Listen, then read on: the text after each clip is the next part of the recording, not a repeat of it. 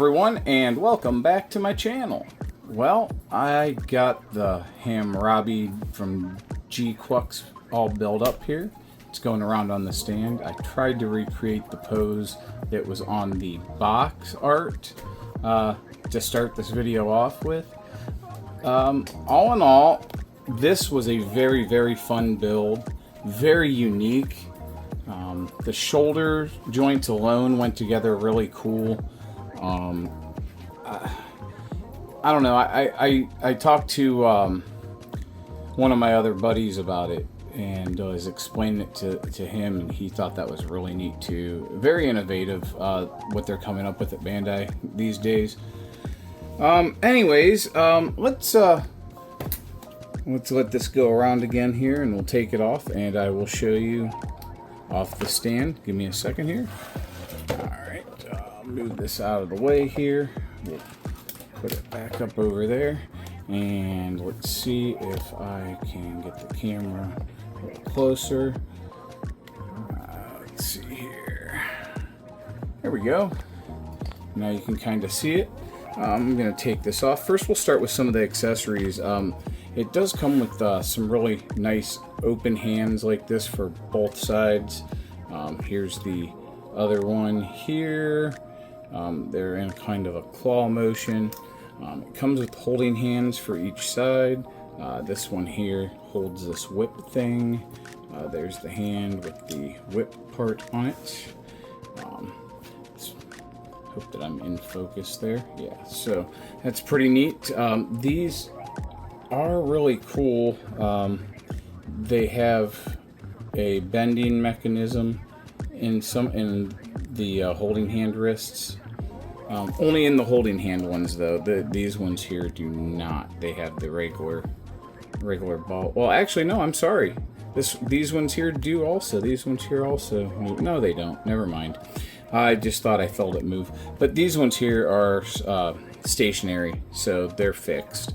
But the fists both have the moving ball joint in them, but they go side to side, which is kind of odd instead of up and down. So.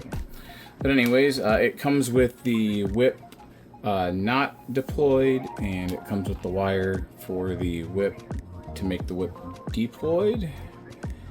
And then let's take it off the stand here. I'll move that out of the way.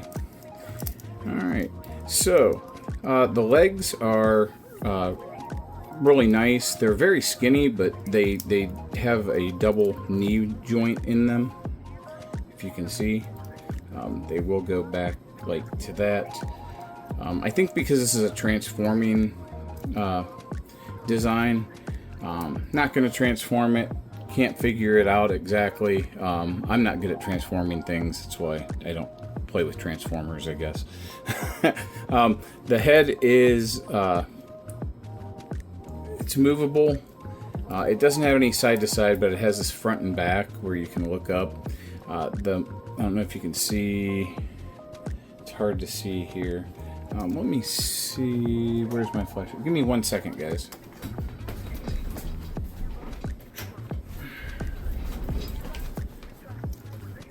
There is a mono eye in here. I don't know if, yeah, it's kind of catching.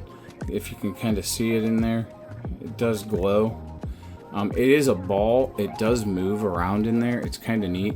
It has these ones in the shoulders too, that are like that. Really cool. And this plastic seems to glow a little bit under the black light, or under a UV light. I mean, look at the scythe blade. It also has an eye on the back side. Let me turn this around and see if I can shine the light and we can see. I'm doing this at an angle around my tripod because I've moved stuff around and I don't have another mount right now over on this desk. I don't have enough light on my new desk yet to do these videos. You can't see anything on these dark kits. So anyways, let's put that, turn that off.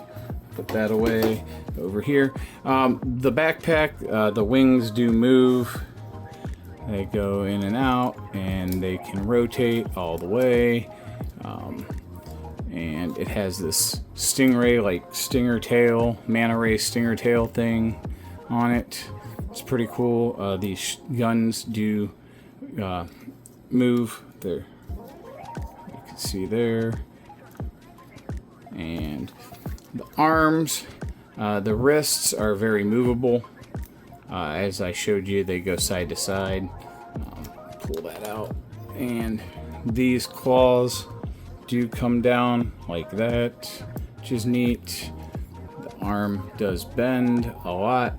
You can see the bend there, and the shoulder goes all the way around if you need it to, like that. So I mean, there's a lot of movement in this kit. This is my favorite though, is this torso bend. Look at that. Look at that. And then if you get the head going, it looks like it's like literally looking down at its toes. So that's pretty cool. Feet move. Just, you know, see if I can get it. This is kind of hard. I shouldn't have had the camera where I have it, I guess. But they move back and forth and things. And these here side skirts, they do pop off. You have to be careful the way they are. But they do have a ball joint in there. If you can see that, there's a ball joint in there. And yeah, all in all, this was a really well thought out designed kit, and it was a really fun build. It's a really cool looking kit too. Kind of different from the original Hambrabi in some ways, but kind of got a lot of the same trademarks. Like, I need to take this off to put it back on, but it has these like holes back here in the back of the legs and stuff, and there's the holes up here on the backpack. So all in all, it's a really cool kit. This does not usually fall off, honestly. I think I just knocked it off playing with it. So let's see if I can get this back on the way it's supposed to go here.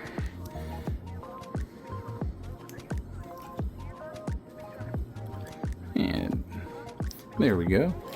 And that just pops back on here on the leg. And yeah, I highly recommend this kit if you're into the weird Xeon designs or the Zeta designs. I'm sorry, double Zeta designs. This here is technically, I guess, was a Xeon suit in GQPT. I don't know. I watched GQPT. It was an okay series. It wasn't the greatest. It kind of some episodes didn't make any sense because it felt like it was just skipping around a lot. It skipped like a lot of things that could have been added into the story. But I don't know, you know. But I recommend if you like these types of kits, this is a really cool kit. It's worth picking up. It's not very expensive, and it's got a lot of playability. Oh, this scythe turns into a gun too. So like this part here comes off, and this goes like that, and then you just kind of have them hold it like that, and then there's a scope that turns up, and there's a sticker that goes on the scope. I didn't bother putting it on because I'm kind of using it as the scythe. I think the scythe looks cooler. Plus it glows, so it's all up to you. Take this hand out, and we put this hand here in, this over here like this, and we can put the whip in over here, and you can have it whipping you real good. Whip it real good. Whatever. It doesn't really have much of a problem standing up on its own. It does stand just fine. As you know, move back so you can see a little bit. All in all, this was a really cool build. Had a fun time doing it. I just used some black panel liner on it. I didn't go crazy. Everything you see is pretty much, other than the black panel liner, it's what it is. So right out of the box. Alright guys, well thank you guys all for watching this horrible video I just made, because it was kind of like sporadic, but I wanted to get something out to you guys. I know it's not a horribly long one. It's chemo week for my dad, so I'm trying to bounce around between that every day and doing what I can at home, which I haven't been able to do too much at home because Mom's been sick too. So unfortunately, I'm not sure what the next build's going to be. I got a couple high grades I want to do. I got a couple real grades I want to work on, and I have a lot of master grades that I want to work on, and some third-party kits. I might do the third-party kit, the Amazing Camper. I can't think of what it was actually what they called it, but that's basically what the kit is next. I'm not sure. I have the Gundam Sandrock Custom EW high grade, the new one, the P Bandai one. Maybe that might be my next build. I don't know. We'll see. Anyways, thank you guys for all being subscribers. Thank you for watching my videos, and thank you just for being you and loving Gundam, because otherwise you wouldn't watch any of my videos. Anyways, all right, I will see you all in the next video. Thank you very much. Have a great day.